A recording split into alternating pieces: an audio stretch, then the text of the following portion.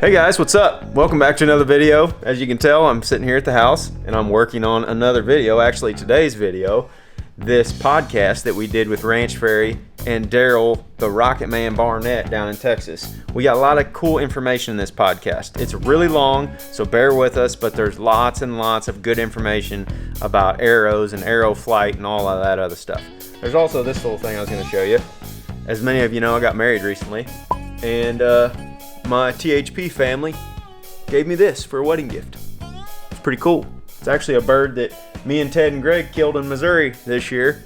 About 3 days before I got married, I brought the bird back to camp, and Mindy took the feathers out of it and made this little arrangement, if you will. Just a creative little way that you could use your turkey parts in the future if you want to do something like it. And now it's going to live in my home forever.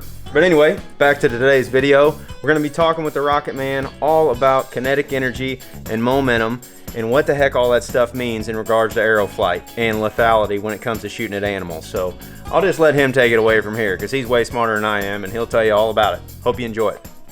Let's just say I started out flying radio-controlled airplanes, building airplanes that flew, and when I was a kid, and my math teacher in junior high took an interest in me because he flew radio-controlled airplanes, and out of that I was like, well, that seems like something I could really enjoy. So I went to school at University of Texas, have a master's degree in aerospace engineering with a specialty in hypersonic aerodynamics.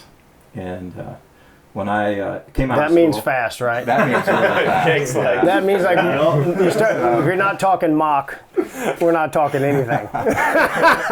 Hypersonic. Hypersonic is fast. At the time I went to school back in the 80s, they were studying this, what Reagan was calling the Orient Express, where you could get on a plane in New York and fly to Tokyo and be there in 2 hours, right? And so there was a lot of push for hypersonic research at that time. And so University of Texas, Penn State, and Stanford all had grants from NASA to study hypersonic aerodynamics, and I just was lucky enough to get to do that. So when I got out of school, I was looking around for a job and found one in Colorado by a company called Kaman Sciences, and Kaman is spelled K-A-M-A-N. Started working for as a contract organization. Kaman Sciences had contracts with DARPA, the Defense Advanced Research Projects Agency, and our task was to design and develop projectiles for the electromagnetic railgun. And so what does that mean? Stop me if I I don't want to be up here, right? We need to be straight on with the audience. So it's a gun that fires using electricity, not gunpowder.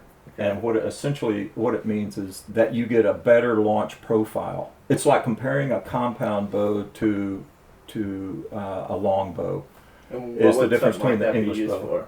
One of the engagement scenarios that's unclassified that I can talk about would be that if you're so to launch a missile from a ship is hundreds of thousands of dollars, right? To fire a projectile is one order or 2 orders of magnitude less than that. So if you could use a gun to do the same job that a missile could do, then you could, for the same amount of money, you could have 10 to 100 times the lethality on land. So a ship-to-shore engagement where you want to shoot from a ship, fly up above the sensible atmosphere, and then come back down, and then 100 miles away, 200 miles away, you could do that with an electromagnetic railgun, and you could do it much cheaper than launching an airplane, than doing a global strike, global hawk, or a global strike from the U.S.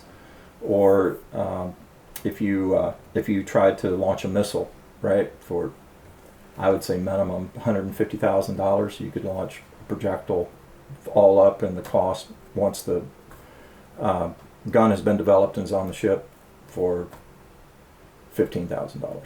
Sure. Right. Still expensive, but not compared to launching. It's an electric slingshot. It is very much an electric compound bow. If you look at the launch profile of a compound bow when it launches an arrow, it's very similar, sort of a square pulse wave that you launch, whereas a a recurve or a longbow will give you sort of a triangular pulse. It will go faster and faster and faster and then just fall off.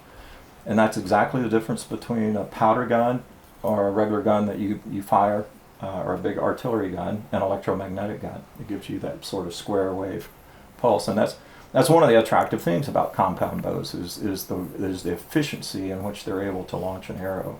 And I think that's really cool. It's really cool. There's a lot of tie-in between what the military is doing at these supersonic speeds with these launchers and what the compound world and the archery world is doing. And so I think that's pretty cool. How long did you work on rail guns then? About 30 years. Holy crap. Yeah. So you know a little something about that. Well, or I knew how to game the system and stay employed. So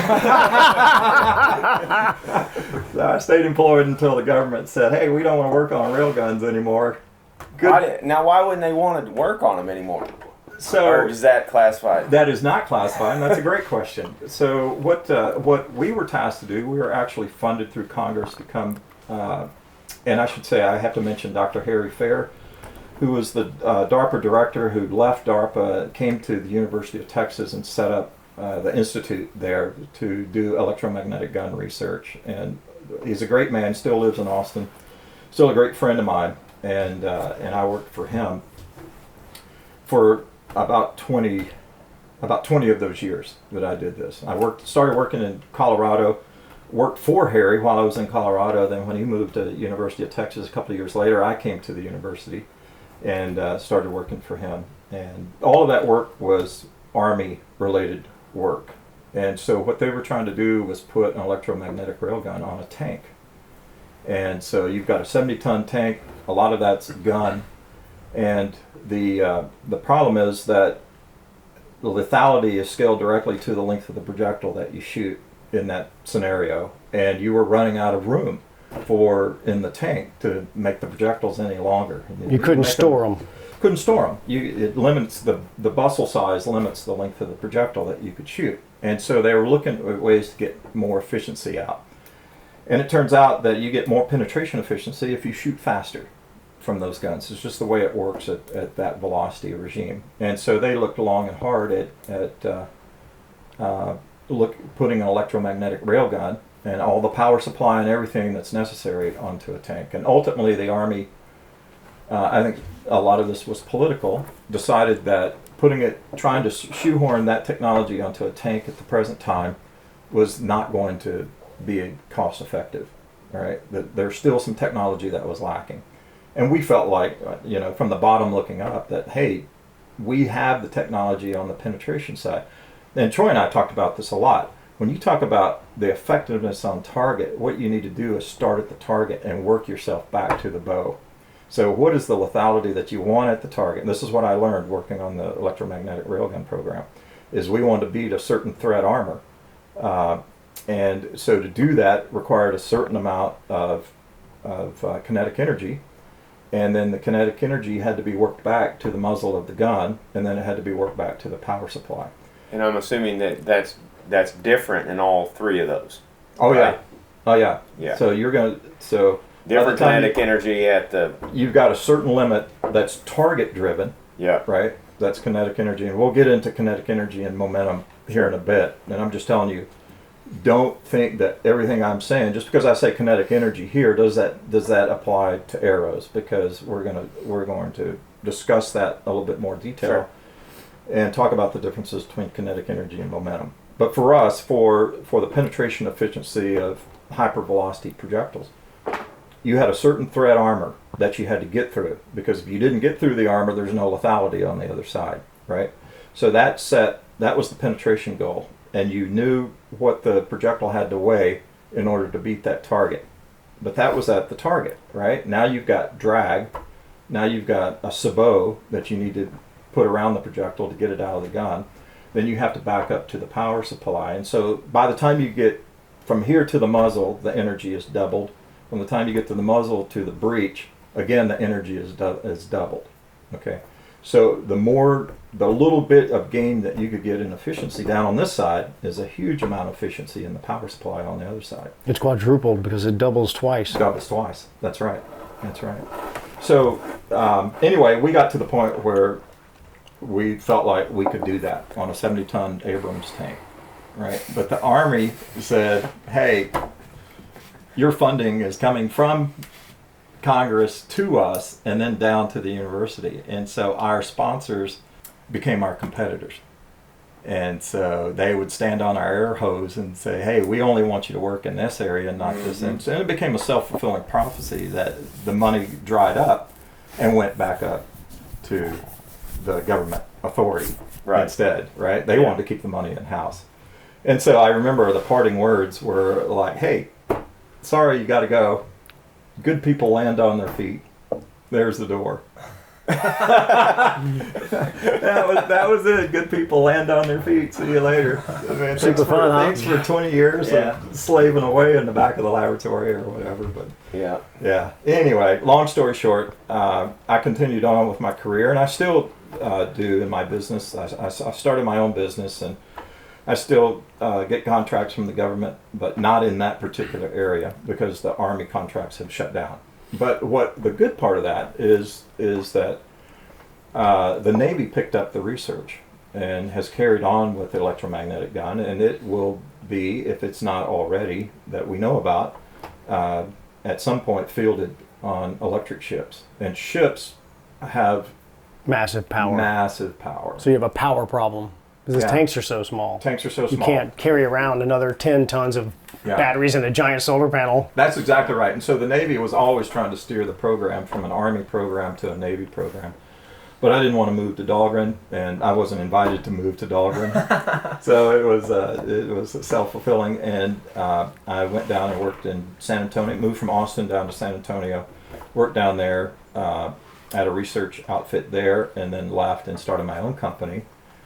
And at the same time, this is cool, I started watching Troy's videos online and thinking, wow, this guy, from all his anecdotal experience, knows what's going on with arrows. That's not exactly what you said. I don't know. Darrel's very kind. So Darrel and I got to meet. I didn't know you either. You got to act like we know. You got to be nice in the beginning, and then eventually he admitted that he said, "You know what you're saying, but you don't know what the hell you're talking about." So I don't remember that part, but okay. Well, maybe I've stiffened it up a little bit. Yeah. He was much softer than that, but that's what he meant, and he was just saying that you're showing your outcomes, but you have no idea. You're putting the puzzle together. Kind of backwards, and it's almost what you just described. I started worrying about killing things and worked this direction, and everybody else works that way. Way meaning the bow. At the bow, right. Everybody talks about the bow and the launch and shoot 10,000 times and practice and all this stuff. And I was having penetration issues. I was not killing things, and I said I'm going to change the algorithm in my own head and go backwards, and I'm going to say what gets through that. Mm-hmm. To hell with the rest of it. Trajectory, all of it. What goes through that? And that's what he meant when he said, you know what you're saying, but you don't know what the hell you're talking about. Because I didn't understand. He's basically saying you don't know the physics and all that stuff. But it's working. And that's why I went to Ed's study. It's the only thing on earth that studied the stick. The only thing Ed talks about is the stick. He doesn't really talk about bows that much. He talks about the stick. And he tried to make this stick not break. That's why I did what I did. And then now I'm talking Poncilla Equation. I'm reading all these crazy reports and Reactive Armor and all this stuff. And it's cool, isn't it? It is actually. He said something to me about 6 weeks ago as we've been out farting around. I've got another test lab in Austin, and we've been messing around out there doing preemptive things for the foundation and trying to figure this stuff out. And he said, we really need the bow hunting world to realize you're shooting armor. The ammo's armored. It's designed not to die. And then figure out what cage is there. Yeah, right. All of it. Bones, moving, jumping out of the way. Mm-hmm. It's armor. That's part of their armor is get the hell out of the way, don't get eaten. What you were talking about a while ago with your example, you're measuring kinetic energy in those three places and trying to determine kinetic energy when it impacts armor. Yeah. Right, but it's a completely different question to ask what penetrates first. Yes. Yeah. And then worry about the kinetic energy spring. Again, his fault. He's reduced bows to a kinetic energy spring. That's all it does. Well, let me talk about that for just a second. It pushes. Because I think that people have a a misunderstanding, and I think people in archery shops have a misunderstanding about bows. And I can imagine that someone would walk into an archery shop and says, I want to shoot the fastest arrow possible because it has the most kinetic energy. And I'll tell you, that is not the way to think about it. And here's why. No matter what mass arrow that you shoot out of your bow, it's going to come out with just about the same kinetic energy. Okay, so if you shoot a 350 grain arrow versus a 600 grain arrow. It's called a constant kinetic energy launcher. And when I say it's a spring, you know, it's literally like a pinball machine spring where you pull the plunger back and let it go. That it's going to impart a certain amount of kinetic energy. And within a few percent, typically you get a little bit more energy transfer with a heavier arrow because the vibration of the bow or the sound isn't as loud, so you get more efficiency. But it's a few percent. It may go up from, let's say, a 70 foot-pound KE bow might go up to 74 pounds as you go from foot-pounds as you go up from 350 grain to 700 grains. So you can assume it's just a flat line KE. We've graphed it. It was exactly that. Yeah. It was 70 to 74 from 388, and we shot 6 arrows and kept going up. And 718. Here's the argument, and we're layman's, obviously. Like I said before we even started recording, I don't know anything about this stuff. I'm only thinking about it like Troy's thinking about it. Like, I want to kill stuff. But as we've gone down this road and started talking more and more about arrows, I'm getting emails all the time and messages all the time that say, well, I shoot a 385 grain arrow and I have enough KE. I have the same amount of kinetic energy that you do with a 600 grain arrow. But is that what they're talking about? They're measuring that at launch. They'll measure it with a chronograph at launch. And that's different from 70 pounds. But you'll shoot a 700 grain arrow, let's say, or 650, just at the bone breaking threshold, and you'll get that same number. Right. That's what they're talking about. And I don't care if you're shooting a Matthews or you're shooting a PSE. I've plotted a ton of different bows, Hoyts, Elites, all of the major bows. They're all constant kinetic energy bows. Okay, what does that mean? That means that if you get a certain amount of energy out of that bow, it doesn't matter what mass you get. Now it's going to matter in the velocity that you get out. Remember, the KE is 1/2 mv squared, where v is the velocity and m is the mass. But you can back out what the velocity is going to be. You can shoot one arrow, maybe about a 400 grain arrow, and you can tell the velocity of any arrow that you're going to shoot just by running it through that formula and backing out KE, or backing out what the KE value is. Right? You can, or knowing the KE value. Sorry, you know the KE value, right? Because you ran your lightweight arrow through the chronograph, right? You know the mass of the arrow. You calculate your KE. Leave that number fixed. Change your mass to double. And then back out what the velocity that's going to be. You don't need to go shoot. It's just algebra. It's just yeah. It's You just don't have to algebra. shoot 50 times. But the kinetic energy at launch is the same. However, what's the kinetic energy when it hits? That's a great question. So At impact. yeah, so shooting a bow is a very visceral thing, and we are sort of programmed to feel like what happens at the bow happens at the target. So let's say you draw back on a relatively lightweight arrow, 350 grain arrow, and you launch it, and man, that thing is just absolutely a bullet. It's super fast at the bow, right? But that's the problem. We're standing at the bow. So everything that we assume that happens downrange is an assumption based on what we saw happening at the muzzle. That thing is just, it's a dart. But once you get out to 60 yards, 70 yards, 80 yards, right, now you start to see where the drag and the light weight, you remember we were talking about that ballistic coefficient, basically the mass over the drag is what determines what the slowdown is going to be of the arrow. So if you have very lightweight mass and you have high drag because you shot it at high velocity, then you're going to lose KE at the target. So a heavier arrow will have more KE shot from the same bow.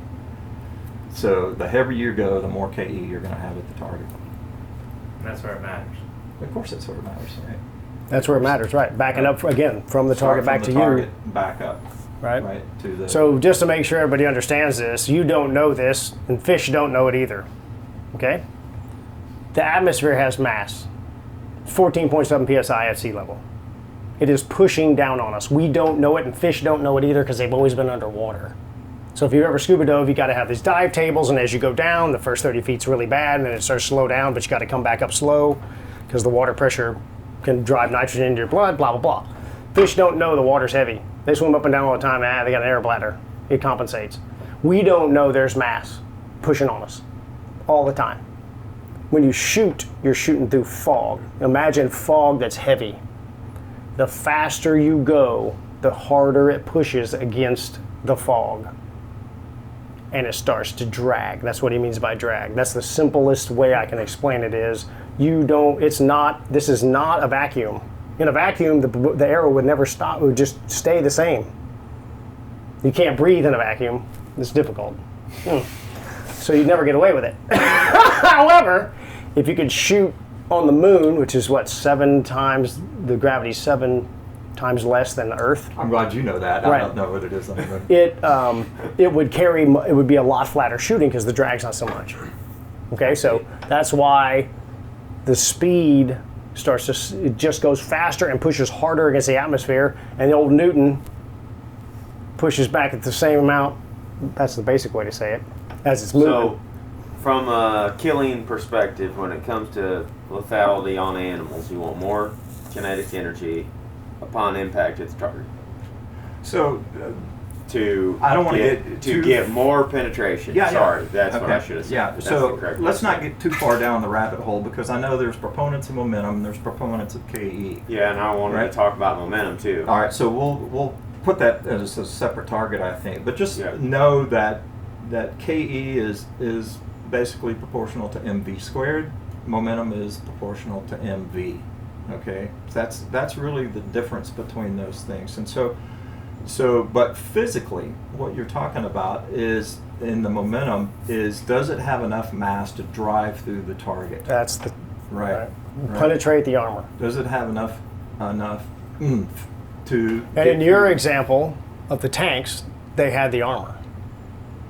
Like you had the armor in hand. So they can drill it, squeeze it, smash it, and do math and say that thing is X hard. They can test the target. It's 9 Right. whatever joules hard. We know, okay, that's where we start. That's why they went that way. They said, we know how hard it is. Now we're going to go back there and try to figure out how to make that. You know exactly what you take the enemy's tank and armor and you put it out there and you can figure out exactly what that is. It's hard to do. That's it's hard right. to take. You got armor in hand. It's hard to take a live deer and just set it in your yard every day to practice with. For the guys who really want to look into this a little bit more, I liken the armor, as Troy said, to this idea of what's called a reactive type armor. And the reactive armor in the tank gun world, they have that kind of stuff, right? And basically the target reacts when the projectile hits it, and when it does, it disrupts the penetration event. So I'm going to show you. He had me go down this rabbit hole too. It's really cool. I lost your place. There's 2 pieces in the reactive armor, and there's a charge in there, or some of them are electric, right? That's yeah. Now you're talking about what's called explosive reactive armor. Right. So we're going to do that. We'll go down that road. So as the tank penetrator comes in, when it compresses this, it is designed to do that, and it shears the projectile off, and it redirects the back. It sucks all the energy, and there's armor behind it.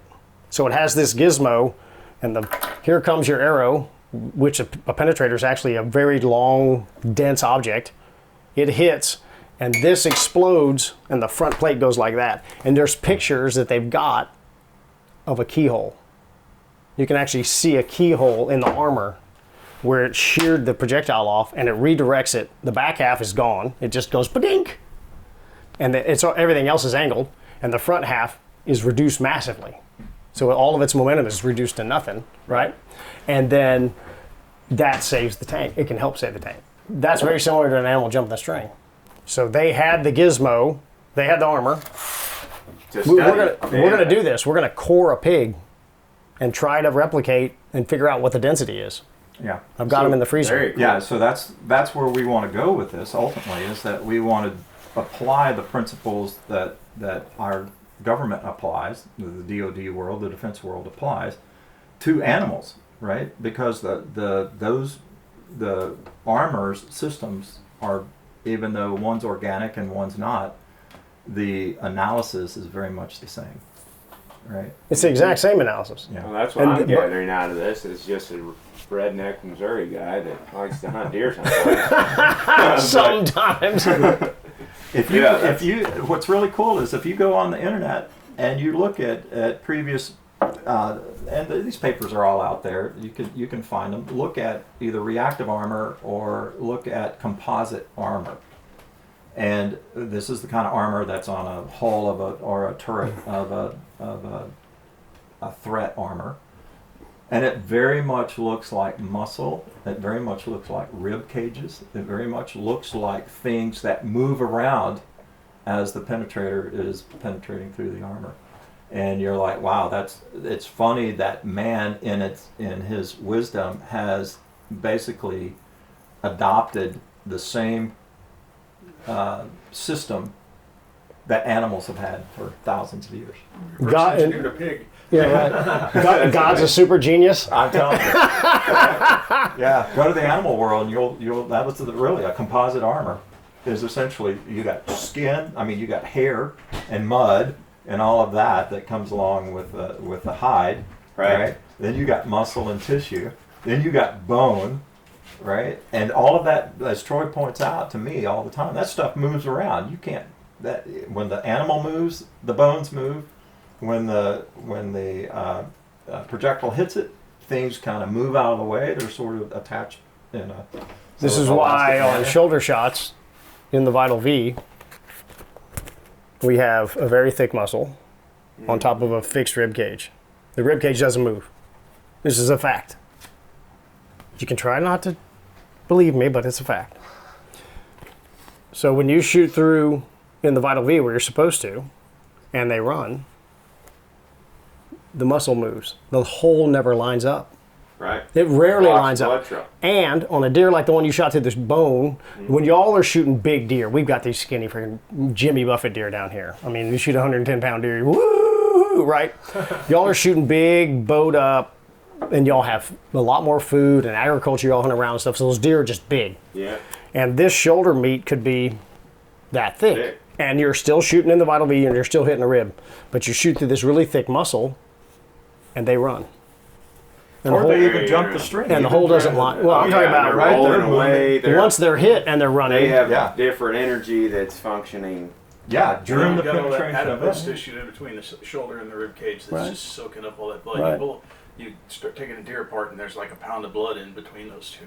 Like your deer, the one you broke the knuckle on, the other side, all that blood was against the. I saw that when you pull the opposite shoulder back. Oh, yeah. So that is the deer exhaling, physiologically speaking, and is blowing blood out, and then this is doing this, and it's just catching. It's like a windshield wiper, Right. but it's this way. It's not this way, and it's just catching it. That's why the blood trails sometimes. The deer's dead as a hammer, goes 75 yards, and you say, didn't bleed. Yeah, right. It can't. Yeah, and that's why some blood trails, like Greg killed a buck a couple years ago from a tree stand. Entry was, mid-body. Exit was low right in the front. Mm-hmm. But the hole was low right at the bottom of the deer's cavity, where nothing like that's going to block Correct. it in the front. So the it brisket's just poured fixed, blood right. out the whole time. The brisket's fixed. Right. The shoulders are over here, And they're moving. and it's they're fixed, causing and issues. it's open. Yeah. And then that's the deer that was when we talked at ATA, and he sharpened up those hornets or whatever. Well, I think it was a stinger, but Yeah. Yeah. he shot that deer according away, and it just ran over there and croaked. And when I saw the deer, because I'm a nerd, I saw very heavy stream of blood down the front of the deer. That's a separation of the arteries. yeah. It's not foamy. There's too much blood pressure. It's coming right out of the heart. And when that deer, I remember seeing the video, and I forwarded up to the shot because I'm a nerd, and I saw that heavy blood, and it's obviously a hard shot, but it just confirms that it can get out. If that shot had hit 4 inches further to the right on the exit, we'd have had no blood trail, same result. Right. Deer would have gone 75 yards, but that shoulder would have been there, Sure. and as Lance pointed out, had been blowing it up on the inside. So that's why you see the blood that you see between the shoulder blades and under the skin is them exhaling through the hole that you've created, and it's just blowing It's against not it. blowing There's out. nowhere else to go. Right. Right? It's getting And it gets blocked all up. up in the tissue and gets caught up in the. in the interstitial tissue in there. So Makes sense. So, can I ask about momentum now? Let me tell you an easy way to think about it. I would break the two apart. I would say up until the time that you have impact with the animal, that the kinetic energy is important. But once you have impact with the animal, that's when momentum takes over. Okay? So we'd like to show that and continue to study that. But the basics is you want basically to have as great an impulse into that animal as possible. And momentum is basically force times time. That's the impulse. It's like, and you want to, so if you were talking just KE, if you got hit by a ping pong ball or a golf ball and they both had the same kinetic energy when they hit you, of course the ping pong ball is going a lot faster. Well, certainly I'd rather stand in front of that ping pong ball than that golf ball, right? Because once you begin to penetrate, now it's the momentum that you're going to have to stop, that impulse that's being given to you by the the force times the time, right? It's a big impulse that you get. And so that's why I say that once you get to the target, it's really momentum is the driver. It So- gets you through. Yeah. So flying it, you can have KE. Right. That's fine. You win to fly. In 3D, we just needed to penetrate that far and sting the target, right? But once it arrives at the target, once you hit the armor, and like your example is great, we're trying to penetrate this and figure out how this thing is going to get there and do it. It can't slow down. It can't. It's just a higher mass, higher momentum projectile that pushes harder on whatever it encounters. And correct me if I'm wrong, but that seems like a pretty linear thing. Like as you go up in weight, you continue, as far as arrows are concerned, That's right. you continue to increase your momentum, Yeah, that's right. even though That's your right. velocity is decreasing.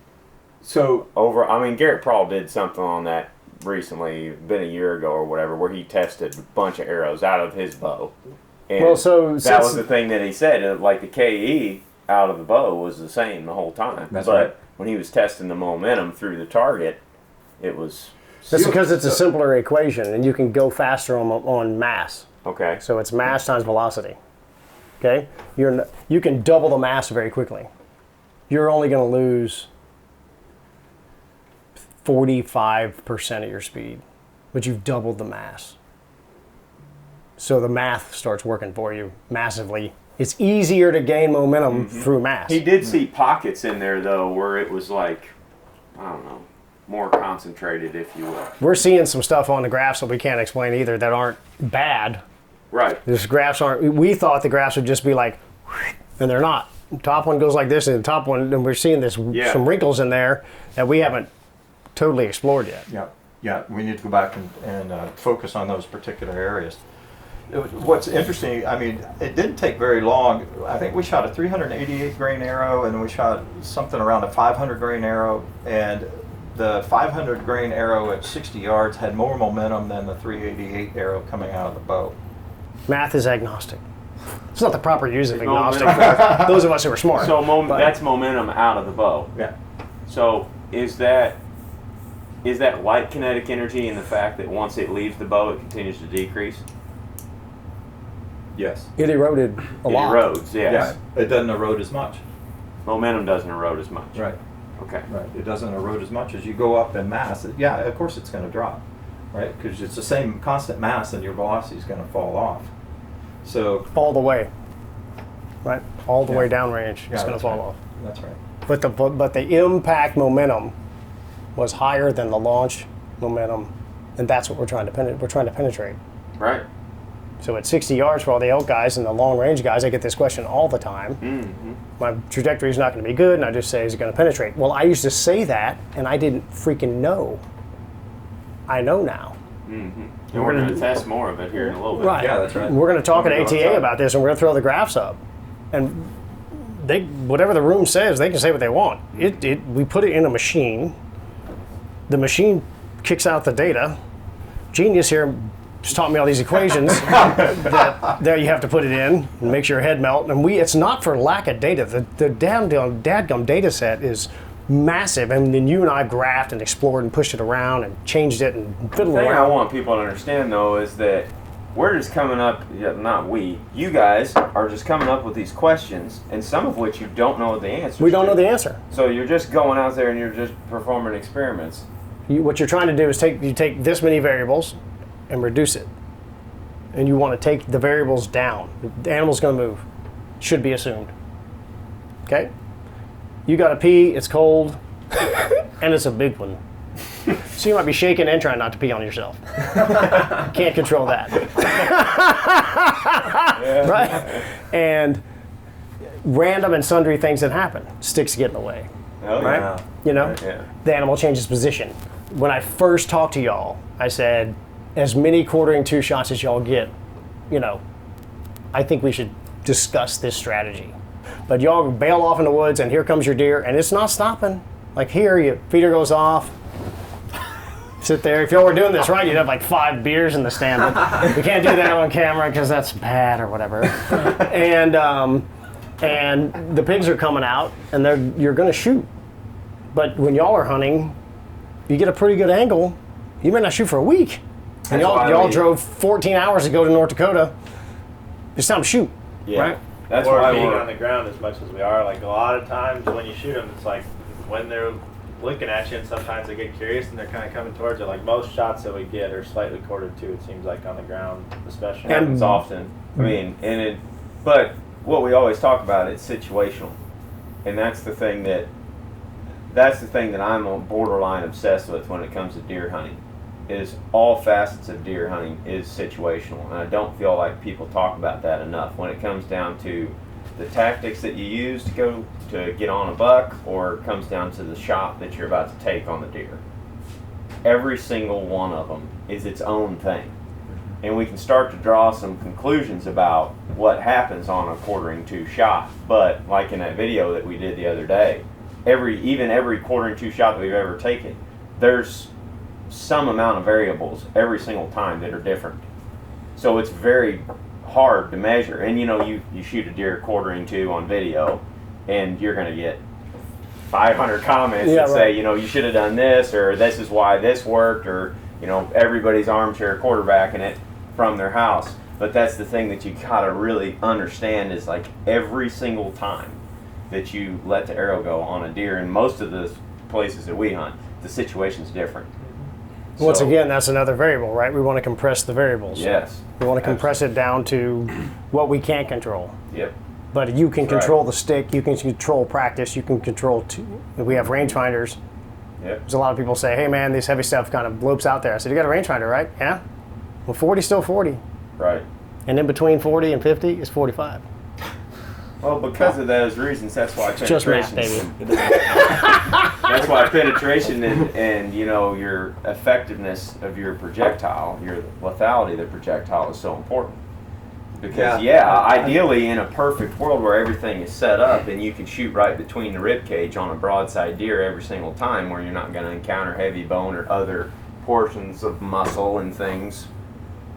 Yeah, shoot whatever the heck you want and just hit your spot and it's over with. But That's right. It's not like that. It's at all. not 3D. It's not 3D Yep. at all. It's not a gel block. Yeah, It and is I think that far from that. Troy has really done a good job of putting the thought in people's minds is to plan for Plan B. Plan B should be the norm, right? And if you get Plan A, well, it was your lucky day and the stars aligned. But every situation should be a Plan B situation. And what we want to do is to maximize the lethality under that Plan B scenario, right? So that you cover the widest range of possibilities, whether it's a quartering two, a quartering away, straight in, whatever. You want to maximize your possibilities of putting that animal down, right, in a humane way. And that's what's good for our sport. Yep. I can show you 10 videos of a broadside deer between 12 and 18 yards. And if you look at them in slow motion, the arrow is doing something slightly different every time, especially on some of the older stuff that we used to shoot. you get funky stuff that happens. Like if a mechanical goes in and it hits one rib on one side of the blade and the other blade doesn't, the arrow levers immediately on impact, and it's going to cause a different exit hole than just straight through. Like it's not going just straight in. Yeah, that's probably So- one of the worst conditions. But but then the next one that you shoot, it turns and it goes straight Zips through. right through, It right. zips right through, and maybe it looks like you hit the exact same spot on the Yeah. deer. But to your point a minute ago, Lance, like the deer, you might have been shooting at one deer that was tensed up and that was moving by the time the arrow got there. The next deer might have not moved at all and not even heard the arrow or the bow go off. Yeah. Its muscles aren't tensed, and the projectile reacts differently to your target at that Yeah. point. Yeah, well, you know, So- you're probably not going to take one arrow off your bow, reach in your quiver, grab another arrow, and pull back on the same animal right then. No. You're going to shoot what's in that bow. Yep. So the question then becomes, what factors let me put the most chances of success in my quiver and on my bow, right? What factors is it that go into the arrow that lets you plan for those scenarios? Those are the kind of answers that we're looking for, right? That's why we go out and shoot the arrows and collect the data and analyze it, just trying to get a handle on, first of all, what can we expect at the animal, right? We deliver an arrow down to the animal. What's the best way to do that? Is it high momentum? Is it high energy? Is it lightweight? Is it heavyweight? Is it high FOC? Is it medium FOC? Right? And I don't know how you can do it. Seems like everyone is focused on what happens on this side of the animal, right? We want to change that. It's what happens here, right? Figure out what happens here, and then we can figure out what to do back here to make that scenario to have the highest chance of being success. Can I take a step back to like understand the difference between the kinetic energy and the momentum side and how that Sure. relates to penetration and lethality? So from what I'm understanding, two different setups, one lighter weight and one heavier weight, are going to have pretty much similar kinetic energies once it gets to the animal. Well, it's not even to the animal. They'll have the same KE off the bow. Okay. But you can expect that lighter arrow will have less KE when it gets to the animal. And then assuming that they are the same when it gets to the animal, understanding it may not be exactly the same, but the force once it gets to the animal applied in the opposite direction, relating back to Newton's third law, that lighter arrow is going to slow down at a faster rate when that same force is applied in comparison to a heavier arrow that would have that same force applied. It's not going to slow down as fast as that lighter arrow. That's a great, I mean, that brings up something that is a ballistic term called sectional density, Okay. right? How much mass are you delivering over the square inches of projected frontal area of your arrow, right? It's mass over diameter squared essentially is sectional density. So if you have a very heavy mass over that very small diameter, you can expect that you'll have much more penetration than if you have a very light mass over that same square area, right? And that does translate into momentum, but a lot of big game. If you shoot a rifle, you know the first thing you want to do is what is the ballistic coefficient of the bullet? What is the sectional density? And we're not talking about the effects inside the animal at that point. What you're just looking at is what kind of energy or momentum or mass can you shape such that you get the deepest penetration possible, right? And so you look at that sectional density number and you say, okay, I want the highest sectional density that I can. And there's no velocity term in that, right? It's just how much mass can you get over the area. And so if you shoot a lightweight arrow that slows down a lot, now of course velocity is a factor in that, but if you shoot a lightweight arrow over a constant cross-sectional arrow, and then you shoot a heavy one, well, the heavy one's going to penetrate more. Okay. So that's almost the gospel, I would say. So does that make sense? Yeah. Does that help you kind of understand? Yeah. Right? Because you're pinpointing, you're putting a lot of mass, right, in a very small area. Yep, which is going to cause the arrow to not slow down as fast when that same force is applied to a lighter arrow. That arrow is going to slow down quicker when that force is applied against it, versus a heavier arrow is going to continue to have that momentum as that force is applied. So for the geek scientists in the who are watching, if you want to read more about this, go read about Poncilla Equation. The Poncilla Equation is basically a restatement of F equals ma, right? Newton's second law, except that it's derived in terms of target resistance and penetrator velocity. And if you begin to understand Poncilla Equation, there you'll begin to understand that it's the resistance against that the arrow that's important. There's two values. One is proportional to just it's not proportional to anything. It's just the resistance of you trying to push an arrow through at a very slow velocity. And then there's a second term that's proportional to the velocity squared. And that resistance is one that really slows the arrow down, right? And that's where you want to have a really high mass to counteract that V squared term of the resistance going through the target. You'll have to read the Poncilla stuff about 4 times, but you'll get it. Yeah. I read it the first time, I was just like, what is that? That's spelled Poncelet. E.T. Poncillette. Poncilla. Yeah. So what we'll do with the brain Ashby melted yet? Foundation, I don't think I'm gonna be reading that. Listen to you guys. so what we'll explore at the Ashby Foundation, because everybody's wondering, Ed did that with longbows, it's irrelevant, everything's faster, blah, blah, blah, right? When you apply the broadhead platforms and you change the size of the projectile penetrating, 3-blade, 4-blade, all of that is pushing back. Mm-hmm. You're going to be able to see what is the most efficient penetrator, and then we're hoping to be able to catch exit velocity on animal parts or a surrogate. Can we catch the exit velocities? And that's the gospel. It is what it is. Is that kind of what you were talking about before, as far as like after you get a pass through, you can't really gauge? Yeah, that was what Dr. Ashby said. He Yeah. was like, well, pass-throughs are great, you know, because that's your goal, but I can't measure what the arrow's doing after it passes Right. through because it's gone. But That's- now we can. Yeah, Right. And now we hope to use that, right, to go back and determine what was the momentum loss penetrating the thoracic cavity, right? And obviously it's going to be different for different broadheads, right? So can we categorize what that either energy loss or momentum loss is through the thoracic cavity? That's why the such as- buffaloes were so useful. Sure. They're so big. Yeah, the arrow doesn't come through. on The other arrow side. just really has a lot of trouble. But then, like we discussed earlier today, he actually did sharp. So he took one that was file sharpened and shot it into a hide. And then he took one and got it to where it was shaven sharp, and you could measure it because it stopped it. Right. And if it's this much more, well, it's 12% of the arrow. You know that you should probably sharpen your broadheads, and you get these gains. And some of the pictures are there's 30 arrows in a hide. He didn't shoot it once and go, okay, well. And one thing that's amazing about Dr. Ed's study is with all the graphs and stuff, y'all are all young people, and Google's been around, and the tools are simpler. I'm not. It used to be a complete bear to do that stuff.